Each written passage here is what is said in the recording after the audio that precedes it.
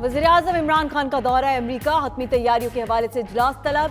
वज़ीर ख़ारजा शाह महमूद कुरैशी, मुआविन इत्तलाआत फिरदौस आशिक अवान और दीगर रहनुमा शरीक हुए। वज़ीर-ए-आज़म के दौरा अमरीका में मुलाकातों और दुरानियों को हतमी शक्ल दी जाएगी। वज़ीर-ए-आज़म के जनरल असम्बली इजलास में खिताब के अहम निकात पर भी मुशावरत होगी।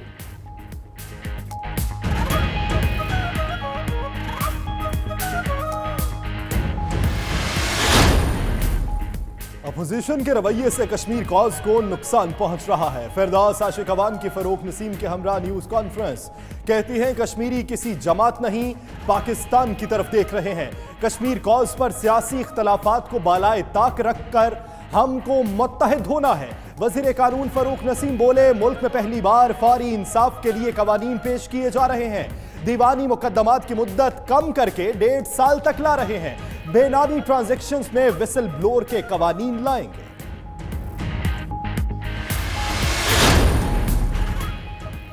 पंजाब में तब्दीली की हवा, चहमगोइयों का बाजार गर्म। शहबाज गिल और ओन चौधरी की बरतरफी के बाद पंजाब काबीना में भी गैर यकीनी की सूरत हाल।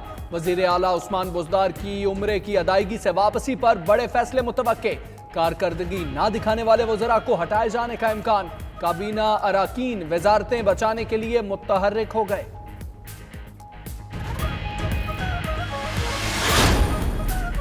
मुनशियात बरामदगी केस, राना सनाउल्लाह की जुडिशियल रिमांड में 14 रोज की तौसी। इंसदाद मुनशियात अदालत का मुल्जिम को 28 सितंबर को दोबारा पेश करने का हुक्म। राना सनाउल्लाह ने मीडिया से गुफ्तगू में कहा किसी सूरत हुकूमत से डील नहीं करेंगे। मुनशियात का केस 100% झूठा है और झूठा साबित होगा।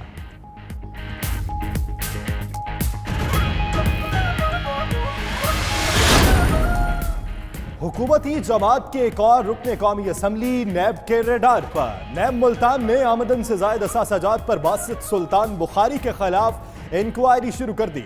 डेप्यूटी कमिश्नर मुजफ्फराबाद से बासित सुल्तान के असासों की तफसीलात तलब। मुल्जिम की अहलिया और बच्चों के असासों का रिकॉर्ड भी मांग लिया गया।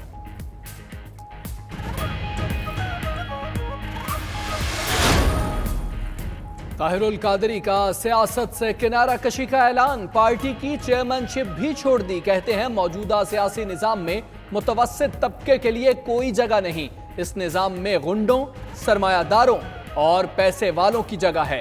पार्लियामेंट में जाने वाले परिंदों की तरह पार्टियां बदलते हैं।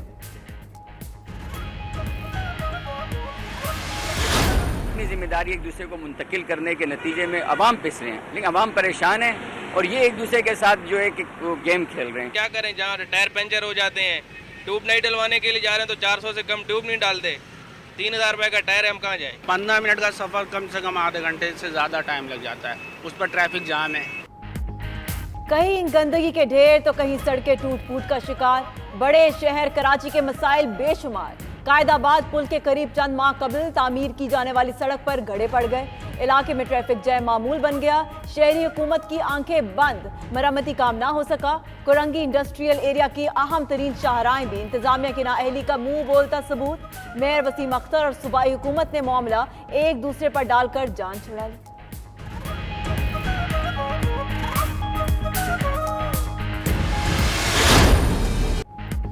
पीने के साफ पानी का मसला संगीन। लाहौर की 60 यूनियन काउंसिल्स साफ पानी से महरूम। शहरी गंदा पानी पीने पर मजबूर। बेशतर इलाकों में लगे वाटर फिल्ट्रेशन प्लांट बंद होने लगे।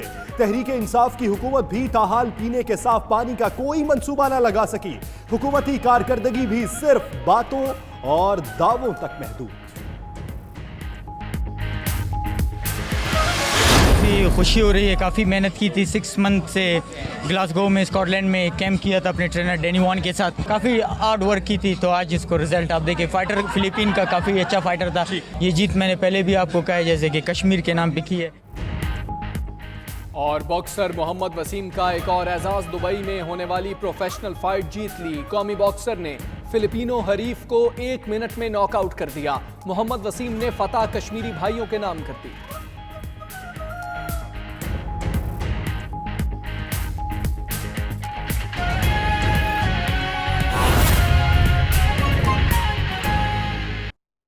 अहम खबर आपको दे, डॉक्टर ताहिरुल कादरी ने सियासत से रिटायरमेंट का ऐलान कर दिया। डॉक्टर ताहिरुल कादरी ने पार्टी की चेयरमैनशिप भी छोड़ दी है। वीडियो लिंक के जरिए न्यूज कॉन्फ्रेंस करते हुए ताहिरुल कादरी ने सियासत से किनारा कशी का ऐलान किया है।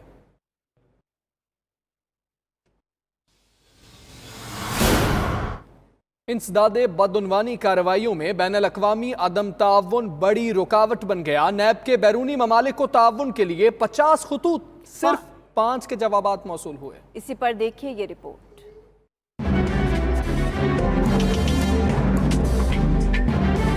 कौमी एहतसाब ब्यूरो की जानिब से जारी की गई रिपोर्ट में इंकशाफ हुआ है कि बैरून मुल्क से नैब के खतूत का जवाब मौसूल नहीं हो रहा, जिसके बायस बदउनवानी के खात्मे में मुश्किलात का सामना है। रिपोर्ट के मुताबिक नैब ने साल 2018 के दौरान बैरूनी ममालिक से बाहमी कानूनी मावनत हासिल करने के लिए 50 खत लिखे, लेकिन सिर्फ 5 के जवाबात मौसूल हुए।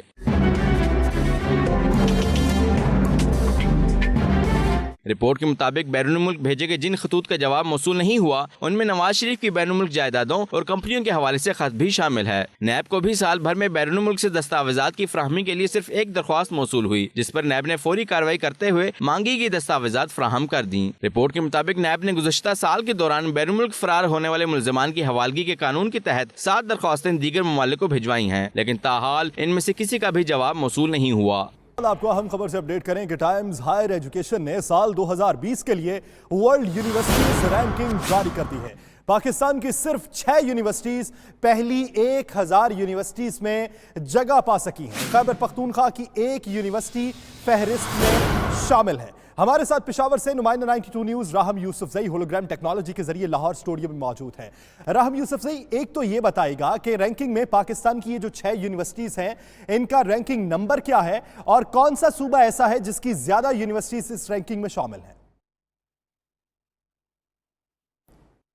देखें, 2020 के लिए टाइम्स हायर एजुकेशन ने जो रैंकिंग जारी की है दुनिया की बेहतरीन 1000 यूनिवर्सिटी में, तो इसके लिए 92 ममालिक से 1400 यूनिवर्सिटियों का मुआजना किया गया, जिसमें 13 किस्म के ऐसे क्राइटेरिया थे, जिसमें रिसर्च पेपर और इसके अलावा MOUs, स्टूडेंट टीचर रेशो और इसके अलावा स्टूडेंट इनरोलमेंट जैसे इसमें क्राइटेरिया शामिल थे। इन तमाम 13 मरहलों से गुजर कर जो 1000 की लिस्ट जारी की गई है, जो रैंकिंग है, इसमें पाकिस्तान से भी 13 यूनिवर्सिटियों ने इसमें हिस्सा लिया, लेकिन इनमें सिर्फ 6 ऐसी पाकिस्तानी यूनिवर्सिटीज है जिनको 1000 की रैंकिंग में शामिल हो सकी। बदकिस्मती से टॉप जो 400 यूनिवर्सिटीज है दुनिया में, उनमें एक भी पाकिस्तानी यूनिवर्सिटी शामिल नहीं है। जबकि खैबर पख्तूनख्वा की बात करें तो खैबर पख्तूनख्वा में एक भी यूनिवर्सिटी इन 1000 यूनिवर्सिटीज में शामिल नहीं है, बावजूद इसके कि यहाँ पे गुज़िश्ता हुकूमत में भी तालीमी इमरजेंसी थी और इस बार भी 39 यूनिवर्सिटी में एक यूनिवर्सिटी भी इन 1000 में शामिल नहीं है। जो यूनिवर्सिटी जो 500 में जगह बना सकी वो कायद-ए-आज़म यूनिवर्सिटी है जो कि इस्लामाबाद से है। इसके अलावा यूनिवर्सिटी ऑफ पंजाब और इंटरनेशनल इस्लामिक यूनिवर्सिटी ने जो इनको रैंकिंग मिली है वो 600 से 800 है। इसके अलावा जो जामशोरों की यूनिवर्सिटी है वहाँ उनको भी 800 से लेकर 1000 की रैंकिंग मिली है और इसके अलावा यूनिवर्सिटी ऑफ अप्लाइड साइंसेज को 600 से लेकर 800 की रैंकिंग मिली है। यहाँ पे खैबर पख्तूनख्वा की जो यूनिवर्सिटीज़ हैं इनमें बड़े बड़े नाम तो हैं, लेकिन इसके बावजूद 1000 यूनिवर्सिटी में जगह ना बनाना यकीनन काबिल तशवीश है। और खासतौर पर जो ज़्यादा यूनिवर्सिटीज़ जो इस रैंकिंग में पाकिस्तान से शामिल है उनका ताल्लुक लाहौर से है या इस्लामाबाद से है। ज्यादातर का ताल्लुक लाहौर और इस्लामाबाद से। बहुत शुक्रिया राहम यूसुफजई इस हवाले से अपडेट करने के लिए। आपको बताएंगे सिविल सर्विस में भर्ती के तरीकाकार की रीस्ट्रक्चरिंग का फैसला किया गया है। ज़राए के मुताबिक सारी वफाकी मशीनरी को 3 क्लस्टर्स में तकसीम किया जाएगा। इंतज़ामी, सोशल सेक्टर और टेक्निकल क्लस्टर्स की बुनियाद पर अफसरान की भर्ती होगी। ऐवान बाला में अक्सरियत ना होने से सिविल सर्विस इस्लाहात ताखीर का शिकार है। इसी हवाले से बात करेंगे, होलोग्राम टेक्नोलॉजी के जरिए लाहौर स्टूडियो में मौजूद हैं इकराम होती। बताइएगा ये क्लस्टर सिस्टम क्या होगा? इसके पहले भी बातें होती रही थी, क्या ये इंप्लीमेंट हो सकेगा? जी, क्लस्टर सिस्टम का मतलब ये है कि जो टेक्निकल आदमी है यानी कि वो इकोनॉमी जानता है, फाइनेंस जानता है, वो उसमें होगा। जो एडमिनिस्ट्रेटिव स्ट्रक्चर है उसमें इंतज़ामी क्लस्टर, उसमें सिर्फ इंतज़ामी उमूर जानने वाला बंदा होगा। और जो सोशल सेक्टर में मसलन सेहत और पानी और तालीम, ये वाले जो सेक्टर्स हैं, इसमें सोशल सेक्टर्स को जानने वाला बंदा अफसर लग सकेगा। अफसर की जो आइंदा प्रमोशन होगी वो सीनियरिटी की बुनियाद पर नहीं होगी, वो होगी परफॉर्मेंस रिपोर्ट की बुनियाद पर। परफॉर्मेंस रिपोर्ट को चेक करेगा जो बंदा, वो खुद एक बोर्ड के सामने पेश होगा और चेक किया जाएगा कि वो कहीं उसको गलत प्रमोशन तो नहीं दे रहा। प्रमोशन का सिस्टम जो है वो अब टेक्निकल बुनियादों पर होगा। जो जी ठीक है, परफॉर्मेंस अप्रेजल का सिस्टम जो है उसको मुतारिफ करवाया जाएगा। बहुत शुक्रिया आपका इकराम होती, आप हमें इस हवाले से आगाह कर रहे थे।